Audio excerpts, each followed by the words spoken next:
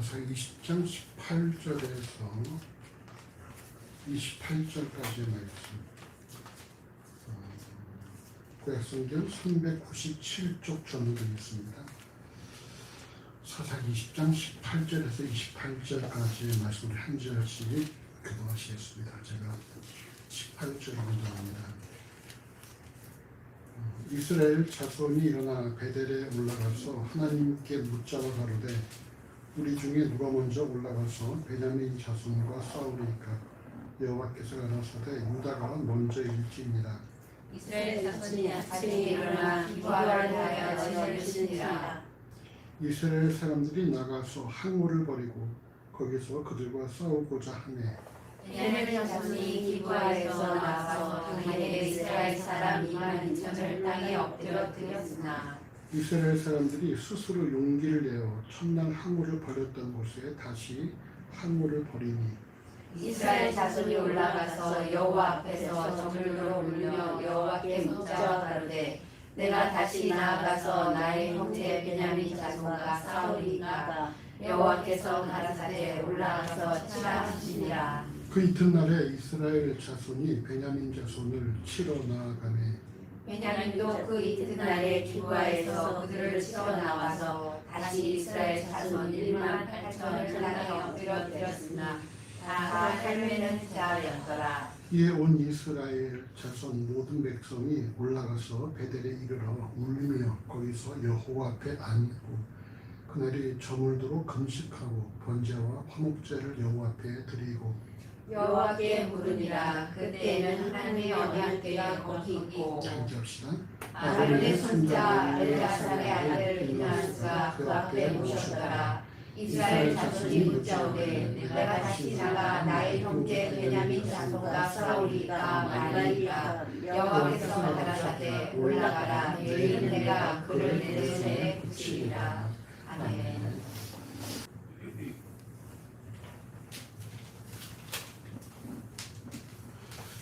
우리 본문의 배경은 사사기 19장에서부터 시작하는 이른바 레위인의 첩이라고 부르는 사건입니다. 사사란 심판자라는 뜻을 지니는데 이스라엘 백성이 전적인 하나님의 인도하심으로 가나안에 정착을 했지만 이들은 여호와를 배신하고 우상을 섬겼습니다.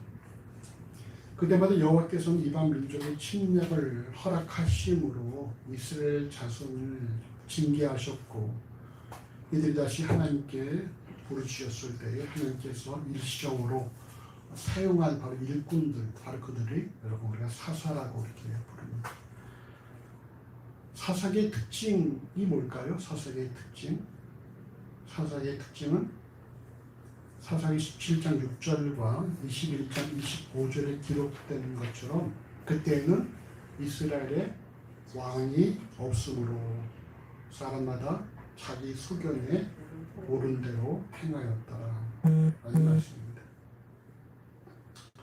왕이 없어서 사람마다 자기 소견에 자기가 원하는 대로 옳은 대로 행하였다는 것입니다. 과연 여러분 이때 왕이 있었을까요? 없었을까요?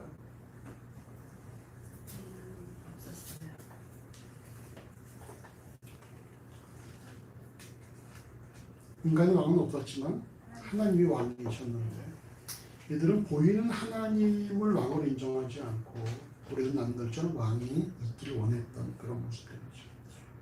그래서 결국 어떻게 됩니까? 자기의 소견에 오른 대로 자기 뜻에 오른 대로 그렇게 행하였다는 것입니다. 이는 마치 자기 만족을 최고의 가치로 생각하는 오늘날 이런 포스트 모더니즘의 사회처럼 당시 사람들 역시 철저하게 자기 만족을 위한 삶, 자기 중심의 삶을 살아갔다는 것입니다. 그럼 포스트 모더니즘의 철학이 뭔지 아시죠? 그분이 뭐라고 그랬지?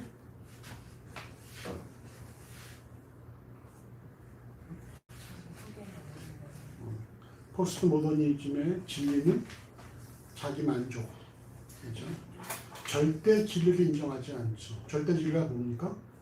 그동안 역사 속에서 진행되어져 왔던 그런 모든 누구나 그걸 진리라고 인정했던 기독교의 진리라든지 종교적 진리를 인정하지 않죠. 대신에 뭡니까? 내가 내 만족이 진리다가 포스트 모더니즘의 사상이라는 거고. 더 이상 종교적인 진리, 절대 진리는 필요 없고 내 만족만 진리다. 그건 뭡니까? 상대적 진리가 만들어지는 것이죠. 근데 이처럼 상대적 진리, 내 만족이 진리라는 바로 그 모습이 우리 사사기 때부터 진행되어져 왔던 부분이라는 것입니다. 우리가 이를 통해서 알 수 있는 사실이 뭔지 아십니까? 뭘까요, 집사님? 인간이란 자기 죄입니다. 철저하게 죄입니다. 인간이란 달렸다?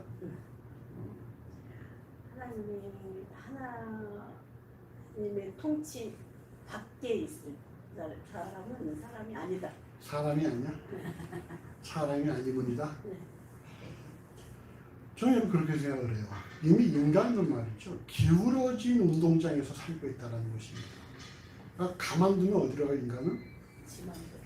죄로 달려간다는 거예요. 가만두면 죄로 떼구르르 굴러간다는 거예요.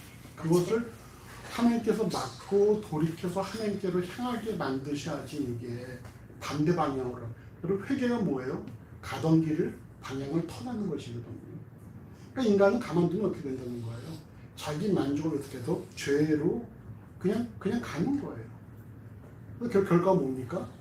죄가 장성한 즉 사망을 낳는 것이죠. 욕심이 잉태한 즉 죄를 낳고 죄가 장성한 즉 사망을 낳는 거예요. 인간은 가만히 두면은 말이죠. 그냥 결국은 죄로 달려가는 존재라는 것입니다.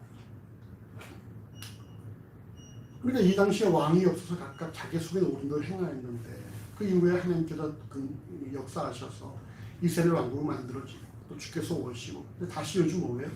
사람들이 또 다시 자기 만족에 옳은 대로 살려고 하고 있다는 거죠. 하나님을 무시하고 말씀을 배신하고 약속의 땅에 흉년이 들자 온 식구가 목숨을 연명하고자 모압으로 이민을 갔다가 모두 죽고 시어머니와 며느리만 살아서 다시 약속의 땅 베들레헴으로 돌아오게 되었던 룻기 또한 여러분 이게 사사 시대의 사건입니다. 그러니까 사사 시대에는 약속의 땅도 버리고 그냥 살 길을 찾아서 떠났던 그런 시대라는 것이죠. 사사기 17장부터 에브라임 선지자 미가라는 사람이 우상을 만들고 제사장을 임명하는 등 자기 중심적인 일들이 발생을 하지요. 이것도 참 재미있지 않습니까? 미가가 말이죠. 어머니의 은을 훔쳤어요. 그렇죠? 어머니가 은이 어디 갔냐? 그러니까 미가가 내가 훔쳤습니다 하면 다시 은을 어머니한테 갖다 줍니다. 엄마가 그 은이 뭘 만들었어요? 우상을 만들죠. 또 미가한테 우상이 있으니까 우상에 걸맞는 레위인을 또 고용해서 자기의 제사장을 삼고 그래서 뭐라 말합니까? 이게 내게 하나님께서 복을 주실 것이다. 또 다른 민족이 와서 그 레위인 보고 네가 우리 제사장이 되라. 그러니까 또 그걸 홀랑거리고 우상 들고 쫓아가잖아요.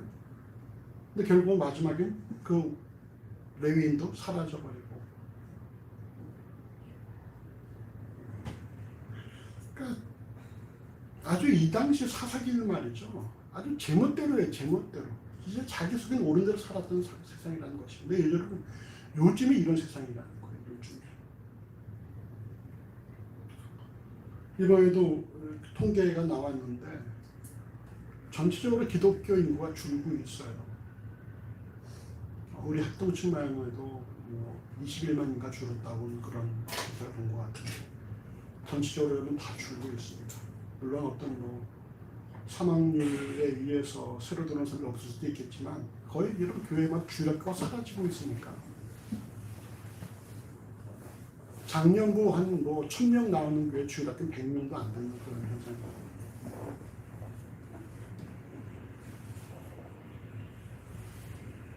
그러니까 또 우리 교빈이는 이제 곧 결혼을 하겠지만 생육하고 번성할 땅에 충만하라고 그러시잖아요. 생육이 뭐야 결국은? 출생이거든. 출생.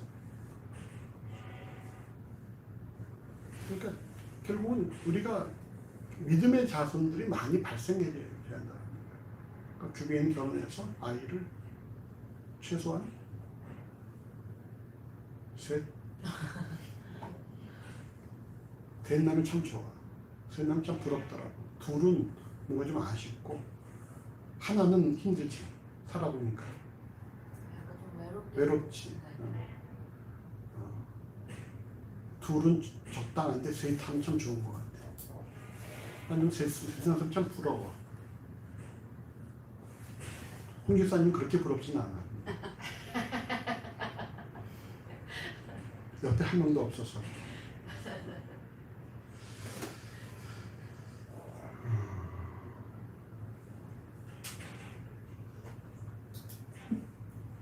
오늘 여러분 레위인의 내용은 뭡니까? 레위인이 첩을 드리죠. 레위인이 첩을 드리는데 이 첩이 이 첩이 또 음행을 한다라는 거예요. 그를 레위인 남편을 떠나서 자신의 본가로 돌아갑니다. 그러니까 레위인이 여인을 찾아 나섭니다. 그래서 다시 집으로 데리고 오는데 밤이 깊어서 베냐민 지파에 속한 기브아라는 곳에서 하루를 묵게 되어져요. 근데 기브아에 있는 불량배들이 이 레위인이 묵고 있는 집에 와가지고 그 레위인을 내놓으라고 그러는 거예요. 우리가 그를 송관하겠다, 송폭행했다는 그런 뜻이거든요. 그러니까 레위인이 자신의 첩을 무리에게 내줍니다. 그러자 기브아의 불량배들은 밤새도록 여인을 욕보였다가 새벽에 풀어줘요. 그러니까 이 레위인은 자기 첩을 불량배들에게 내주고 자기는 편히 잠을 잤나 봐요. 아침에 이게 나와 보니까 첩이 문 밖에 엎드려져 있는 거예요. 그래서 가자. 그리고 깨었더니 이미 죽었어요. 그러니까 이 자기 첩을 싣고 와서 이 첩을 12덩이를 토막을 내가지고 각 지파에게 보내면서 내가 이런 일을 당했다라고 이렇게 얘기를 합니다. 근데 여러분 여기도 우리가 살펴볼 수 있다면은 12지파에 보낸 내용이 하고 우리가 성경에 기록된 실제 내용하고 좀 차이가 있어요. 그러니까 자기는 잠들었는데 마치 보낼 때는 나를 폭행하고 여자를 욕보였다 이런 식으로 얘기를 해서 마치 자기가 아무것도 할 수 없다는 듯이 자기는 폭행을 당했기 때문에 여자를 막을 수 없다는 식으로 얘기를 하거든요. 근데 그게 아니었죠. 그냥 남자는 들어가서 편히 자고 여자는 내보낸 그런 철저히 남성 중심의 그런 사회의 모습을 보여주고 있다는 것입니다. 이 사실을 알게 된 이스라엘 지파들은 사사기 10장 10절에서 군사 40만 명을 보내어 베냐민의 기브아에 가서 그 무리의 이스라엘 중에서 망령된 일을 행한 대로 징계하라 이렇게 밝힙니다. 이것이 오늘 본문의 배경이 되어집니다. 오늘 본문 사사기 20장 18절에서 21절 함께 읽어보십시오. 이스라엘 자손이 일어나 베델에 올라가서 하나님께 묻자오되 우리 중에 누가 먼저 올라가서 베냐민 자손과 싸우리까 여호와께서 가라사대 너가 먼저 일지니라. 이스라엘 자손이 아침에 일어나 기브아에 대하여 진을 치니라. 이스라엘 사람들이 나가서 항우를 벌이고 거기서 그들과 싸우고자 하는데 베냐민 자손이 기브아에서 나와서 다윗의 이스라엘 사람 2만 2천을 땅에 엎드려뜨렸으나. 베냐민 지파를 징계하고자 모인 이스라엘 자손은 베델로 올라가서 하나님께 우리 중에 누가 먼저 올라가서 베냐민 자손과 싸우리까? 라고 물었다라고 본문 18절을 말씀하고 있습니다. 이 질문의 내용을 볼 때에 이들은 베냐민 지파와 싸우는 것을 결코 주저하지 않고 이것을 당연하게 여겼던 것이죠. 당연하게. 이건 무엇입니까? 사사기 19장 30절을 보시면은 이스라엘 자손이 애굽 땅에서 나온 날부터 오늘까지 이런 일을 행치도 아니하고 보지도 못하였도다라고 말씀합니다. 이런 일이 뭐예요? 한 여인이 무리에게 폭행을 당하고 그런 남편 낸 사람이 12토막을 내서 보내. 이건 뭐 생각할 수도 없는 일이었다는 것입니다. 즉 이전에 듣도 보도 못한 끔찍한 사건을 발생시킨 자들은 반드시 징계해야 된다라고 결정을 했고 자신들의 결정을 정당하다 생각합니다. 정당하다. 이건 정당한 결정이다. 정당한 결정이기 때문에 하나님께서도 우리의 결정에 동의하실 것이다. 이거 역시 하나님 뜻일 것이다. 왜? 우리가 보기에 정당하니까. 내가 보기에 정당하니까 하나님께서는 분명히 여기 대해서 하나님께서도 허락하실 것이다 라는 그런 확신이 있었던 것입니다. 그러기에 누가 먼저 올라가리까 라고 하나님께 물었고 하나님께서도 유다가 먼저라고 답하셨던 것입니다. 근데 결과 어떻게 됐어요? 유다가 먼저라는 하나님의 음성을 듣고 시작된 베냐민과의 싸움은 어떻게 됐습니까? 이스라엘이 이겼어요? 졌어요? 졌다라는 거예요. 졌다.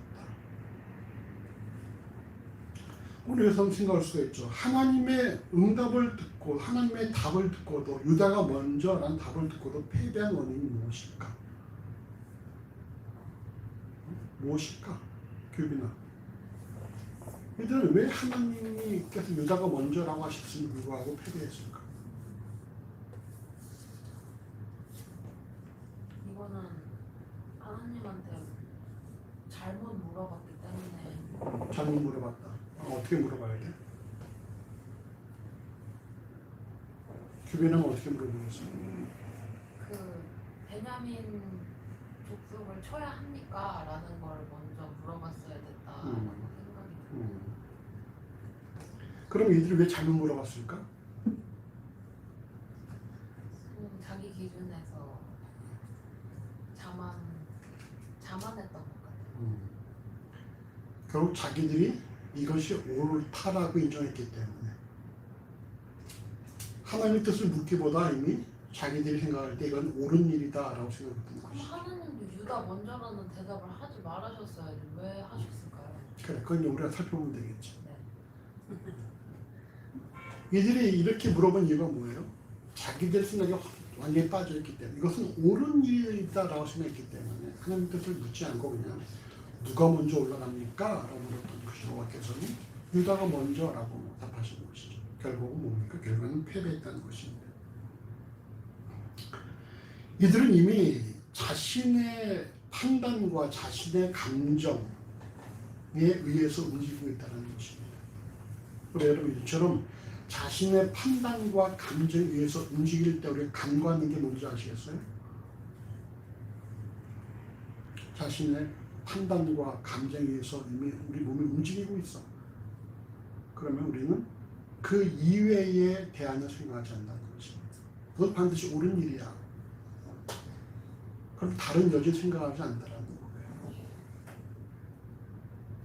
결국은 하나님의 말씀을 들었으면 그 말씀을 깊이 묵상하고 상고를 해봐야 되는데 이들은 그냥 유다가 먼저라는 답만 듣고서 바로 치러 올라갔다는 것입니다. 하나님께서 누가 먼저 올라가리까라는 질문에 유다가 먼저라고 답하셨지 결코 유다가 먼저 올라가면은 승리할 것이다 라고 말씀하지 않으셨거든요. 누가 먼저 올라갑니까? 유다가 먼저. 근데 이미 이들은 뭐예요? 이것이 정당한 싸움이니까 유다가 먼저 올라가면 승리하겠구나라고 그 뒤에 건 생각하지 않았다는 것이죠. 그냥 올라가 버린 거예요. 그냥 패배했다는 것이죠. 우리가 여러분 하나님의 말씀을 들으면 하나님의 말씀을 우리가 생각할 때에 우리가 묵상을 깊이 해야 되는데 그 묵상이 무엇이냐? 묵상은 뭡니까? 그 말씀을 묵상이 이제 소가 이렇게 먹었던 걸 다시 토해낸다라는 그런 의미가 있거든요. 그러니까 계속 반복해서 그 말씀을 씹어보고 또 생각해보고 이게 이제 묵상이라는 것이죠. 그럼 묵상은 뭐냐면은 하나님을 찾아가는 게 묵상이에요. 하나님을 찾아가는 거. 과연 이 말씀 속에 하나님이 어떻게 역사하시는가? 하나님을 찾아가는 것이 묵상입니다. 여러분 하나님을 찾아가려고 하지 않고 우리 뭐만 생각합니까? 내 생각이 아니라 우리 말씀을 통해서 답만 치려고 해요. 답만 치려고 그러지 그 답을 제시하시는 하나님을 찾으려고 하지 않는다라는 거예요. 어떻게 하면 좋을까? 방향만 우리 찾으려고 그러지 이 방향을 이끄시는 하나님을 우리 찾으려고 하지 않는다라는 것입니다.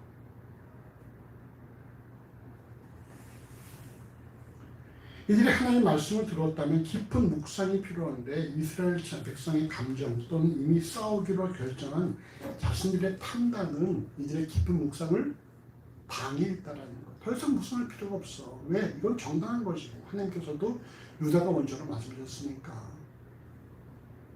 이미 자기들 안에서 다 이 모든 사건들을 합리화시키고 정리했다라는 거지. 자신의 감정에 충실해서 결정했기 때문에 더 이상의 깊은 묵상은 필요하지 않았다라는 거예요. 여러분, 우리가 명심해야 될 것은 말이죠. 감정에 자신의 기분에 의해서 결정된 일일수록 후회할 일을 만든다는 것입니다. 이건 지금 안 하면 안 돼. 큰일 나. 이런 걸수록은 진짜 그걸 하면 큰일 나는 거예요. 그럴수록 더 이것이 만약 옳은가? 한 번 더 멀리서 바라보기도 하고 이런 것들이 필요하죠. 이거 지금 안 하면 큰일 나. 이거 지금 안 하면 많이 해. 지금 안 하면 뺏겨. 이렇게 급하게 되어지는 일들은 항상 뭔가를 우리가 빠뜨려서 문제를 발생할 수 있다는 것입니다. 그러니까 우리가 우리 속담에 급할수록 돌아가란 말도 있지만 급하게 결정된 일은 반드시 후회할 일을 만든다는 사실을 놓치면 돼요. 자신의 감정에서 비롯된 일들은 반드시 후회할 일을 만든다. 우리가 중요한 일일수록 감정을 제거하고 하나님과 그의 말씀에 우리가 깊이 묵상을 해야 한다는 것입니다. 그 다음 말씀 보시죠. 20장 22절에서 25절 같이 읽어보십시다. 이스라엘 사람들이 스스로 용기를 내어 첫날 항오를 벌였던 곳에 다시 항오를 벌이니라. 이스라엘 자손이 올라가서 여호와 앞에 정오도록 울며 여호와 앞에 묻자와 하되 내가 다시 나와서 나의 형제 베냐민 자손과 싸우리까 여호와께서 가라사대 올라가서 치라 하시니라. 그 이튿날에 이스라엘 자손이 베냐민 자손을 치러 나가매 베냐민도 그 이튿날에 기브아에서 그들을 치러 나와서 다시 이스라엘 자손은 1만 8천의 땅에 엎드렸되었으니 다 칼을 빼는 자였더라. 아멘. 한번 싸움에서 패배하였다면 두 번째 싸움을 하기 전에 자신들의 패배한 원인을 깊이 좀 점검을 한 것이 필요하고 당연한 일임에도 불구하고 본문은 뭐라 말씀합니까? 22절에 스스로 용기를 내어 첫날 항오를 벌였던 곳에 다시 항오를 벌였다 이렇게 말하고 있어요. 이들이 패배한 이후에도 말이죠. 다시 스스로 용기를 내어서 싸울 준비를 했다는 것입니다. 이는 왜 이렇게 했을까? 왜 이들이 패배인데 또다시 전쟁을 벌일 준비를 했을까? 이겨야 하니까. 아직도 화가 안 풀린 거죠. 왜 그랬을까? 그냥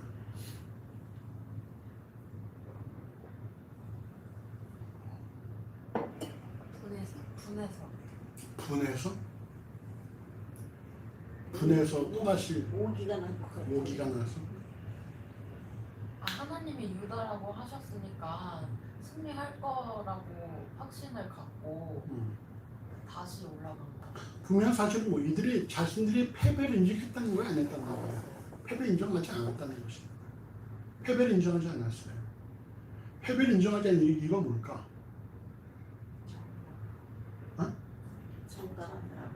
정당하니까. 저는 그 이유가 이들이 숫자에 있다고 봐요. 숫자. 이스라엘 자손이 모인 군대 숫자 몇 명인지 아십니까? 아까 몇 명이라고 했어요? 그건 죽은 사람들이 숫자잖아요. 몇 명이 모였어요?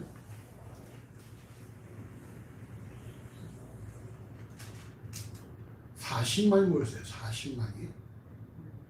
20장 10절에 보면은 40만 명이 모입니다. 근데 40만 명이 모인 반면에 여러분 베냐민의 군대 숫자 몇 명인지 아십니까?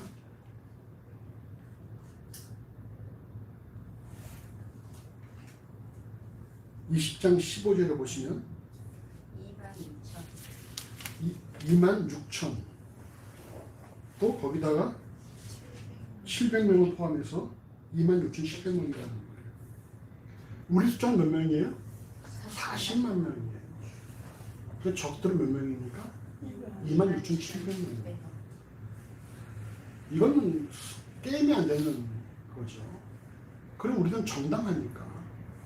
우린 패배할 리가 없는데 왜 패배했지? 그러니까 패배의 원인을 찾지 않았다는 것입니다. 패배를 인정하지 않고 뭔가 우리가 착오가 있었나 보구나 라고 생각해 보십니다.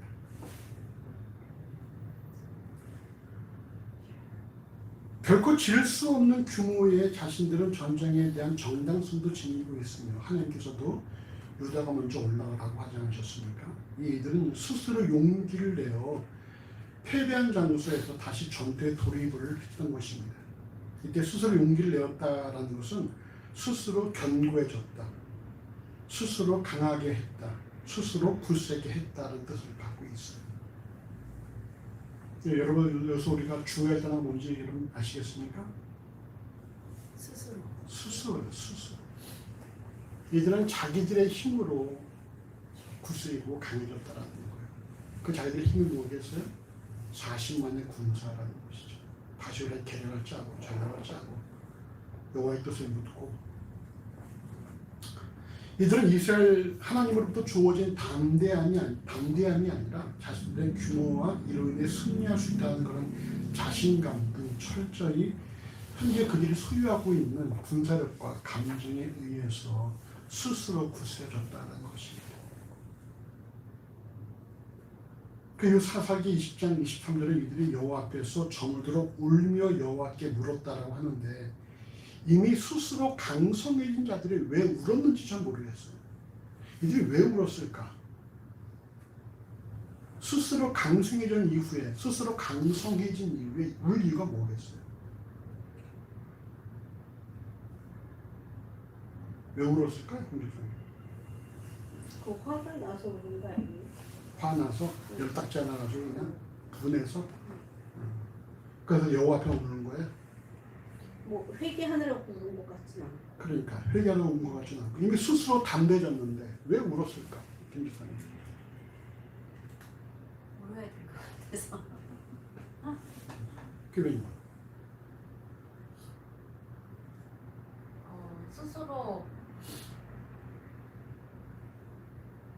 스스로 간절하다는 척을 한 거 아닐까요? 척을 했다. 네. 결국 이 눈물은 여호와 앞에 보인 눈물은 어떤 눈물이었어요? 스스로를 속이기 위한 눈물일 수가 있겠죠. 자, 억울하기도 하고 하나님 이게 뭡니까? 이럴 수도 있고. 근데 중요한 건 뭡니까? 이미 스스로 견고해진 이후에 흘리는 눈물은 쇼일 수밖에 없다는 것이. 회개가 없는 눈물. 눈물이죠. 네, 맞아요. 그냥 자기 분한 뭐 이럴 수도 있겠고 말이죠. 자기 서러움. 오늘 본문 사사기 20장 23절에 이들은 내가 다시 나가서 나의 형제 베냐민 자손과 싸우리까라고 하나님께 질문했고 이때 하나님께서는 올라가서 치라고 답변 주셨습니다. 첫 번째 답변은 뭐였어요? 유다가 먼저. 누가 먼저 올라가리니까? 유다가 먼저. 두 번째 질문은 우리가 싸우리니까 올라가서 치라. 이게 여러분 이렇게 이렇게 완전한 답변인가요? 아니에요. 왜? 완전한 답변은 아니에요. 그러니까 답을 하나님이 주실 때까지 기다려.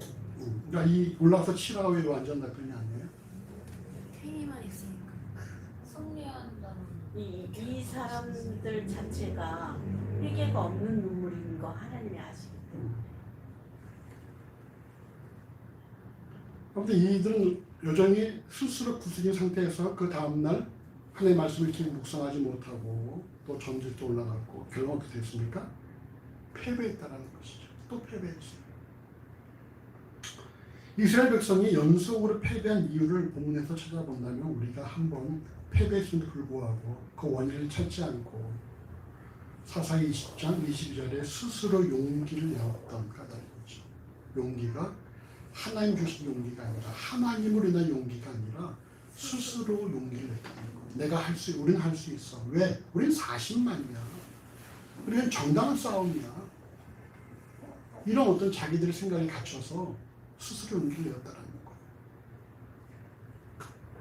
여러분, 하나님께서는 겸손한 자에게 은혜를 베푸시고 교만한 자를 비웃으시며 물리치신다라고 잠언 3장 34절과 야고보 4장 6절에 말씀을 하고 있습니다.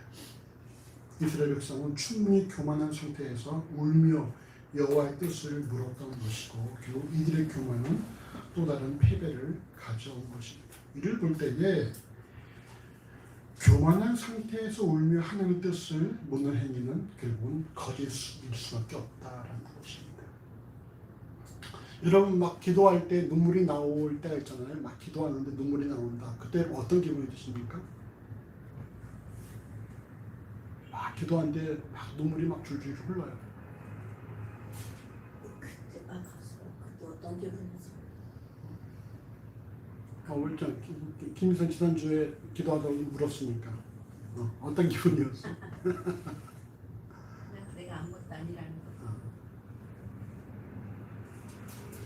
하나님의 은혜로 살아가고 있다는 거. 하나님 돕지 않으면 난 할 수 없다는 고백. 그러니까 입술이 아니라 정말 나올 때, 간절할 때. 제가 예전에 그 신학교를 준비할 때에 그때에 매일 9시 저녁 9시에 기도를 했어요. 9시마다 내 방에 들어가서 혼자 한 일주일에 10일은 기도할 때마다 이렇게 눈물이 쏟아지는 거야. 진짜 펑펑펑펑 울면서 막 울면서 기도했거든. 근데 한 10일 지나니까 그다음 눈물이 안 나오더라고요. 그러니까 눈물이 나올 때 너무너무 좋은 거야.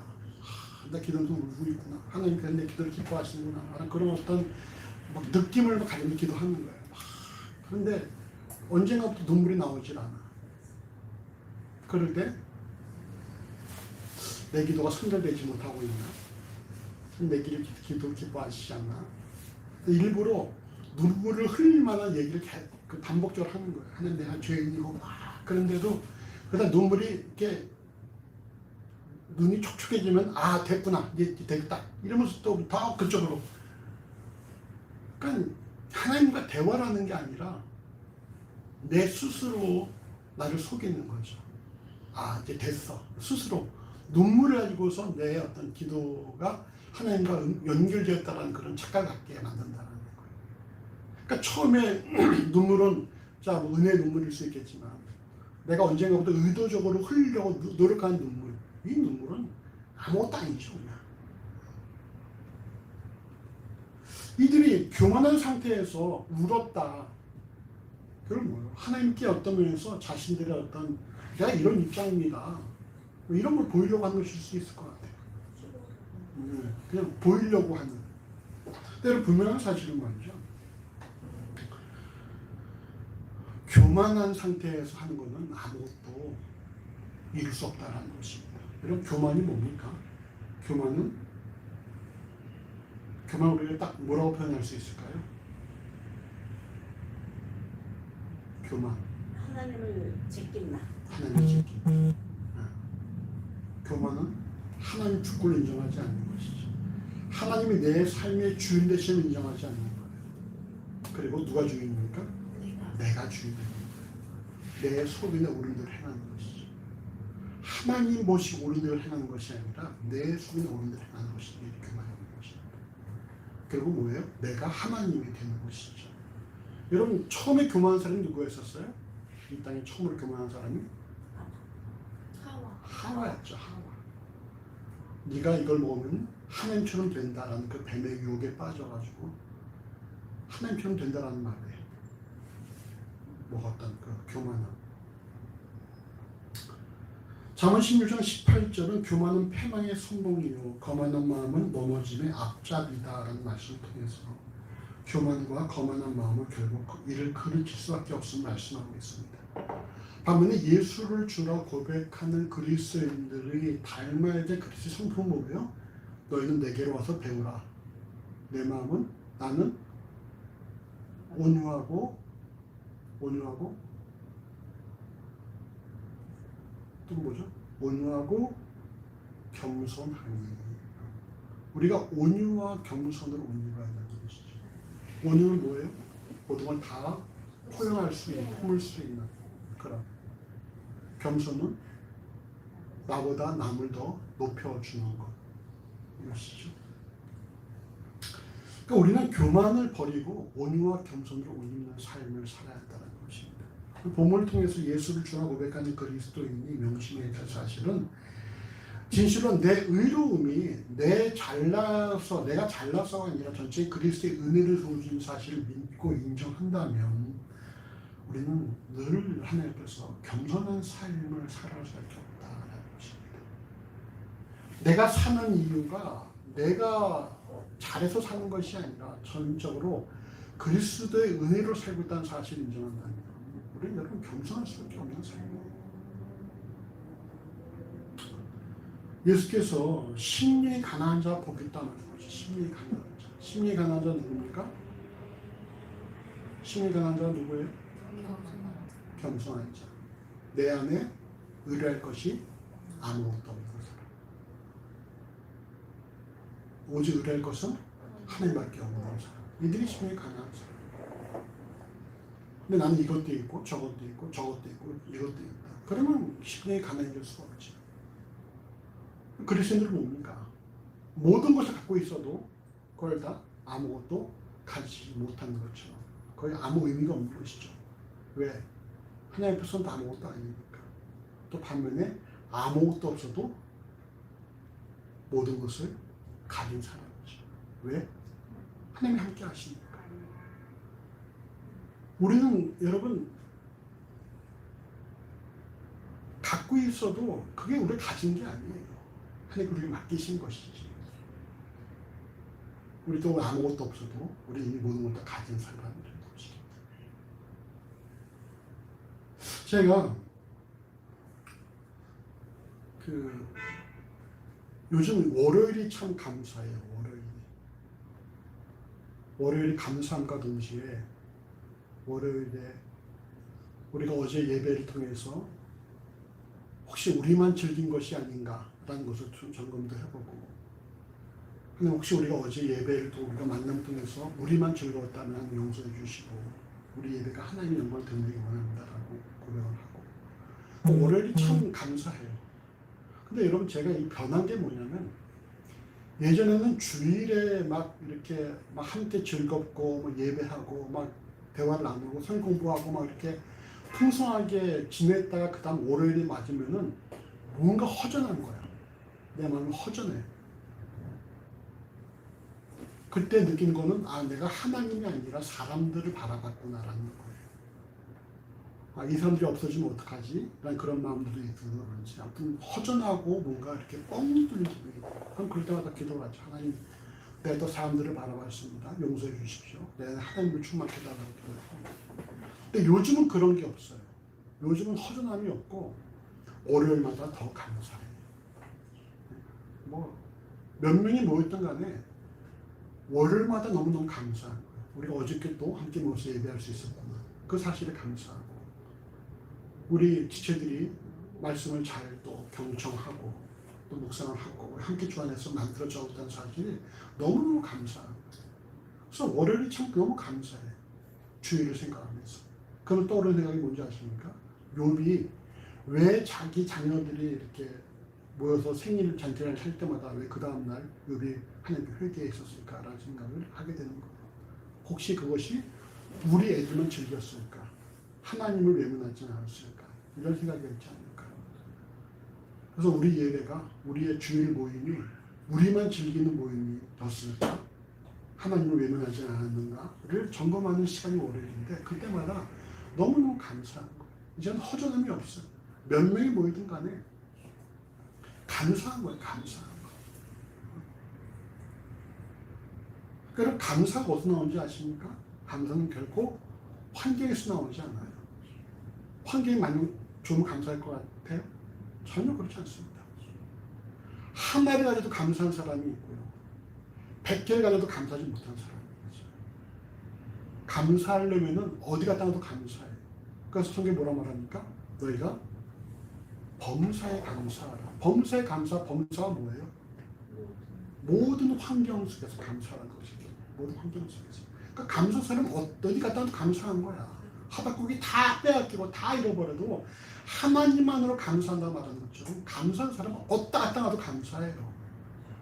근데 불평하는 사람은 어디다 갔다 놔도 그 사람은 불평해요.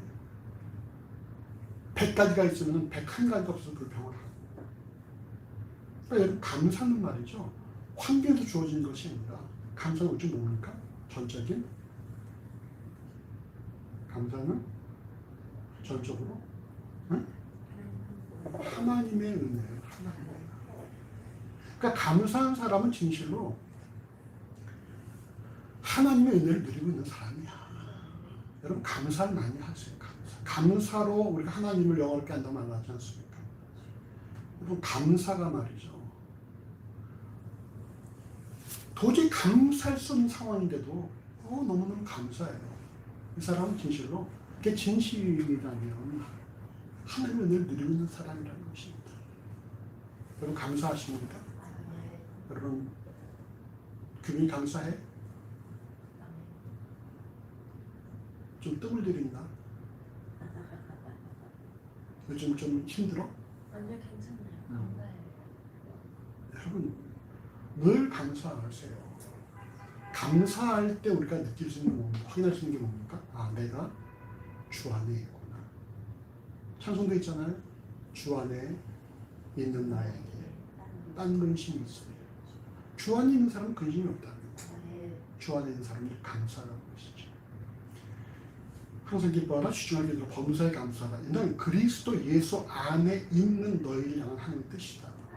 항상 범사에 감사하는 것이 아무나 할 수 있는 것이 아니라 그리스도 예수 안에 있는 자들은 가능하다는 거죠.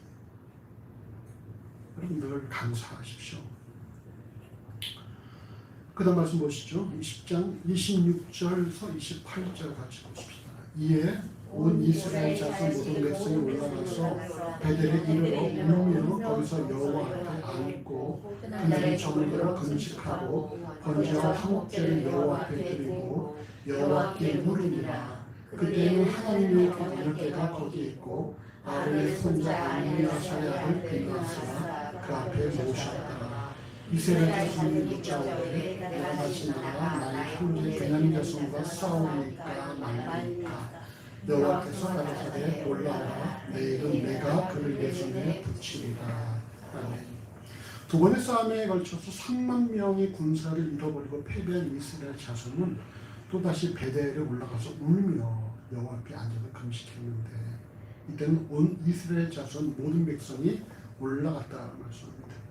전체를 뜻하는 온과 모든이 사용된 것은 이스라엘 지파의 남녀노소 할 것 없이 모든 이들이 다 베델에 올라갔다는 것이고 이들 여호와 앞에 앉았다는 것은 자신들의 슬픔과 애통을 나타내는 그런 행동입니다. 첫 번째 패배의 연이은 두 번째 패배를 통해서 이스라엘 자손이 자신들의 감정과 교만에서 벗어난 것이죠. 여러분 실패는 말이죠. 자신들의 독선과 아집에서 벗어나게 하는 그런 긍정적인 효과가 있습니다. 그러나 혹 실패를 통해서도 독선과 아집에서 벗어나지 못한다면 그들은 이 같은 독선과 아집으로 말미암아 하나님의 징계를 받은 이스라엘 백성으로부터 교훈을 찾아야 할 것입니다. 실패를 통해서 하나님을 주목하는 그런 은혜와 지혜와 분별력이 필요합니다. 연속적인 패배를 통해 자신들의 교만을 깨달은 이스라엘 백성은 하나님께 집중했는데 이는 금식하며 번제와 화목제를 여호와께 드리는 예배로 나타났습니다. 금식이란 뭡니까? 금식해보신 분들 선생님 금식해봤죠? 선생님 금식해봤고 자, 금식의 의미, 그 장점이 뭡니까? 빠르게 해결된다. 그러니까 답만 찾아 답만. 김선생 금식의 장점이 뭐예요? 내 힘으로는 아무것도 할 수 없다. 금식은 뭐예요? 당면한 문제를 해결함에 있어서 결코 인간의 힘으로는 될 수 없고 하나님의 힘으로만 가능합니다라는 그런 고백이거든요. 그래서 우리가 음식을 먹지 않고 그래도 살아갈 수 있고 음식을 먹지 않고 육체적인 힘이 없어도 일 해결되어진 부분들이 있고 이런 부분들이죠. 그러니까 두 번의 패배 이후에 이스라엘 백성이 금식을 했다는 것은 패배의 원인이 사사기 20장 20절에 있는 스스로 용기를 내었던 교만한 행위라는 사실을 인정하는 것이다. 이게 힘을 다 빼는 것입니다. 금식은 힘을 다 빼는 다 내 걸 다 내려놓는 작업인 것이죠. 또 번제는 하나님을 섬기는 기본적인 예배의 형태였으며 화목제는 하나님의 구원과 은혜에 감사해서 자발적으로 드린 예배로서 죄인들이 하나님 앞에 나와 죄 용서를 받고 하나님과 화목하게 하는 그런 의미가 있습니다. 즉 이스라엘 백성이 금식과 번제와 화목제를 통해 자신들의 무엇을 수요했든지 하나님께 행하시지 않으면 아무것도 될 수 없다는 사실을 깨닫고 자신들의 교만으로 인해 저지른 죄를 회개하며 하나님과의 화목을 꾀했다라는 것입니다. 그때 베델에 언약궤가 있고 아론의 손자 비느하스, 엘르아살의 아들이 그 앞에 모셨다는 말씀을 볼 때에 이 사건이 비록 사사기 뒤편에 있지만 여호수아 사후 오래지 않아 발생한 사건임을 알 수가 있습니다. 그러니까 아론의 손자가 비느하스가 그 법궤를 갖고 있을 때니까 정복하고 얼마 되지 않아서 발생이라는 것이죠. 여러분 법궤가 언제 뺏겼습니까? 엘리 때 뺏겼잖아요. 엘리 제사장 때. 그러니까 이미 그 이전 사건이라는 것이죠. 이들이 세 번째 여호와께 묻는데 이번엔 뭐라 묻습니까? 내가 다시 나가 나의 형제 베냐민 자손과 싸우리까 말리까. 질문이 많이 바뀌죠. 처음에는 누가 먼저 올라갑니까? 두 번째 질문은 뭐였어요? 우리가 치리니까. 세 번째 질문은 뭡니까? 우리가 싸울까요? 말까요? 이전에 지녔던 당연한 전쟁이 아니라 전쟁 참전 유무에 대한 여호와의 뜻을 물었고 여호와께서 뭐라 말씀하십니까? 올라가라.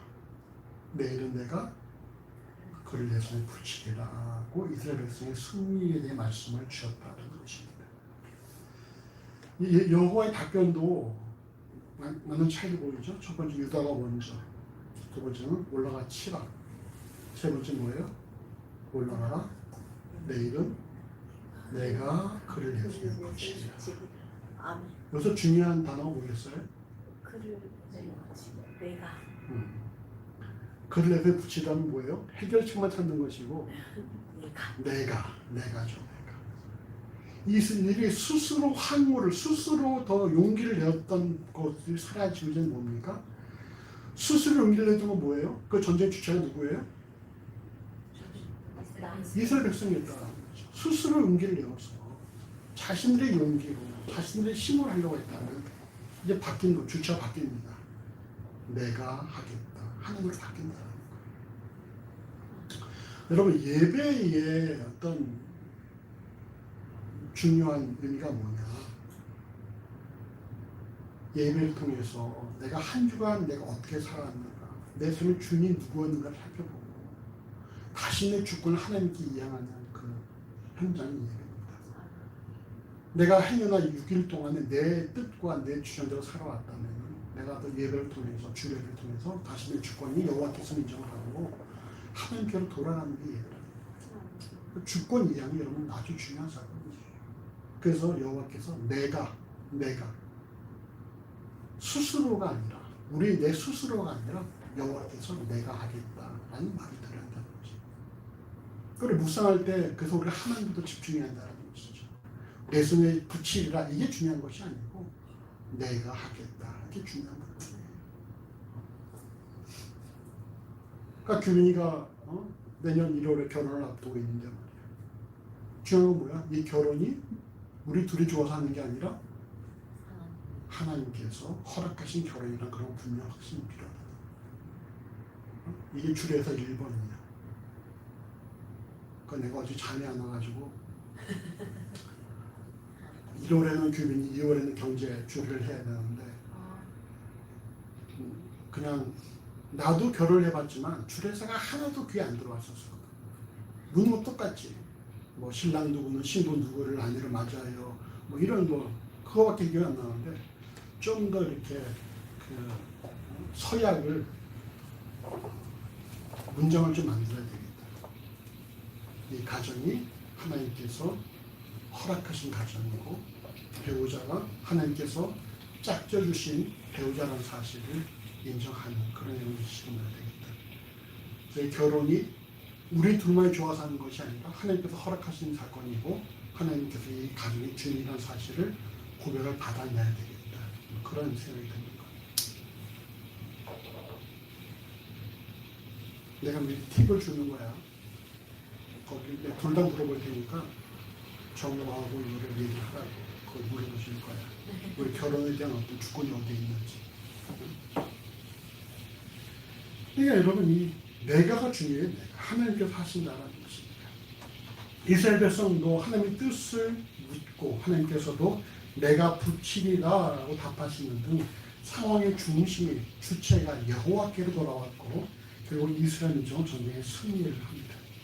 이스라엘 백성의 교만과 독선과 악입이 사라지고 오직 여호와의 뜻을 구하고 여호와께서도 주권자 하나님으로서 역할을 행하신 결과 승리했다라는 것입니다. 이를 통해 오늘 살아간 그리스도인이 명심해야 될 사실이 무엇이냐?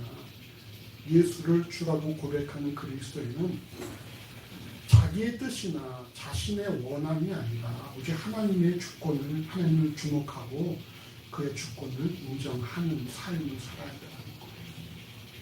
이 모든 것이 다 하나님의 것입니다. 내 삶도 하나님의 것입니다. 홍 집사님의 사업도 하나님의 것입니다. 홍 집사님의 삶도 하나님의 것입니다. 그런 고백이 항상 필요하다는 거예요. 선생님 지난주에 고백하신 것처럼 하나님, 내가 이렇게 하나님 앞 헌신한 하나님께서 도와주시더라. 이런 고백을 하지 않습니까? 처음에 시작할 때는 11조 1,000만 이렇게 해주시면 하겠다 이렇게 했었는데 그게 아니라 내가 먼저 하나님께 먼저 하나님은 헌신한 하나님을 채워주시더라. 왜? 그게 하나님 것이다. 기타는 게 아니라 그게 인정합니까? 또 우리가 내 모든 삶의 것이 하나님과의 사실을 고백하고 살아가는 겁니다. 뭐라고? 오늘 소리가 좀 요란하고 우리 가정도 하나님의 것이고 교회는 물론 하나님의 것이고 구속을 이루시기 이전 예수의 기도 역시 고난의 잔을 치워달라는 기도에서 마지막에는 뭐라고 기도했어요? 내 원대로 마옵시고 아버지 원대로 하옵소서라고 하나님의 뜻을 구하고 있습니다. 자신이 하나님의 은혜 없이는 아무것도 할 수 없는 연약한 존재라는 사실을 늘 명심을 하시고 하나님의 뜻을 구하는 하나님과 그의 뜻을 구하는 그날 우리 모두가 되어주시기를 소원합니다. 보물대 점검에 대한 사실은 먼저 자신의 감정에서 비롯된 시작 판단과 결정은 항상 후회할 결과를 만들어낸다는 거예요. 급해서 돌아가는 말처럼 급히 뭔가 결정하지 마십시오. 감정적으로 결정하지 마십시오. 자신의 판단으로 믿지 마십시오. 하나님의 말씀을 깊이 묵상한 것이 요구됩니다. 두 번째로 교만한 삶이 필패한다는 것입니다. 하나님께서 가장 싫어하는 것이 교만한 삶입니다. 교만한 삶이 누굽니까? 자기가 자기 삶의 주인이 자기라고 믿는 사람. 내 삶의 주인은 나야. 이게 여러분 가장 교만한 삶입니다. 우리의 삶의 주인은 하나님이십니다. 그걸 주고 인정하는 삶을 살아야 돼요. 끝으로 성경적인 삶은 바로 자기의 뜻을 버리고 하나님의 뜻을 구하고 하나님을 구하는 삶이라는 것입니다. 그리고 하나님께서 내가 하겠다라는 하셔야 됩니다. 스스로 우리 스스로가 하는 것이 아니라 하나님께서 내가 하겠다. 우리가 그런 하나님을 찾아가야 한다.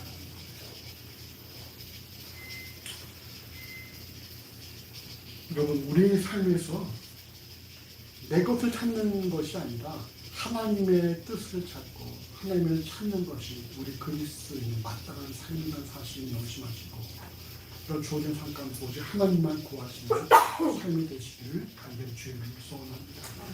함께 기도하겠습니다.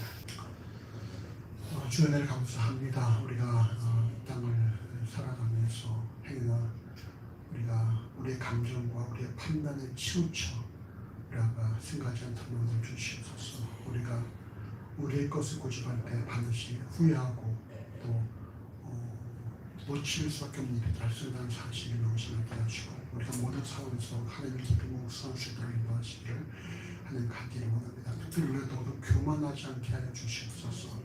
우리가 가진 것이 다 주 앞에서 아무것도 아니라는 사실을 명심하게 해주시고 우리가 예수 있을 때 비로소 모든 것을 수요한 자라는 사실을 알게 하셔서 우리가 결코 세상 것들 가지고서 우리가 자랑하거나 우리가 드러내지 않도록 만들어주시고 우리가 그런 걸 다 주 앞에서 쓰레기가 분포하시며 우리가 하나님 한 번만으로 기뻐만 만족할 수 있는 삶을 살아가게 인도하시기를 하나님 간절히 소원합니다. 우리가 주님 모든 삶 가운데서 또 하나님 주권을 인정하며 하나님과 그의 말씀을 더욱더 깊이 사모하며 추구할 수 있는 복된 그리스도의 삶을 인도하시기를 간절히 소원합니다.